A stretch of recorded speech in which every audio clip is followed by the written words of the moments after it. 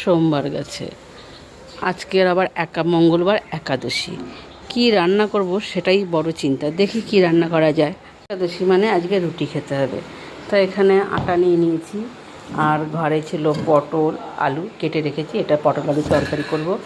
আর এখানে আম কেটে রেখেছি, আজকে আমটাকে বেশ মিষ্টি মিষ্টি করে রান্না করব যাতে রুটি দিয়ে খেতে ভালো লাগে। দেখো, কালকে সেই ইঁচড়ের তরকারি এখনও একটু আছে, এটা সকালবেলায় রুটি দিয়ে আমার হয়ে যাবে। আজকে কি ভিডিও করব তাই ভাবছি, তো চলো তোমাদের সঙ্গে আজকের একটা গল্পই আমি শেয়ার করি। গ্রামের একটা মহিলা খুব তাড়াহুড়ো করে রাস্তায় এসে একটা বাসকে দেখে দাঁড় করানোর জন্য হাত দেখালো।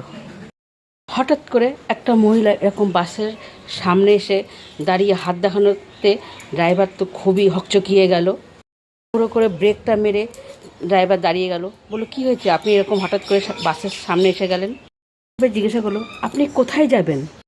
তারপরে কি হলো জানেন? মহিলাটা উত্তর দিল, আমি কোথাও যাব না। একটা বলল, কোথাও যাবেন না তো হঠাৎ করে বাসের সামনে আপনি এসে এসে দাঁড়িয়ে হাত দেখাচ্ছেন কেন? মহিলাটা কাতর স্বরে উত্তর দিল, বাচ্চাটা খুব কাঁদছে। ড্রাইভারটা বলল, আপনার বাচ্চা কাঁদছে, তা আমি কি করব? মহিলাটা বলল, ড্রাইভার দাদা, আপনার ওই বাসের পিকটা একটু বাজিয়ে দিন না, তাহলে আমার বাচ্চাটা কান্নাটা থেমে যাবে। আমার গল্পটা কেমন লাগলো বন্ধুরা, অবশ্যই কমেন্ট সেকশানে জানিয়ে দিও। টাটা।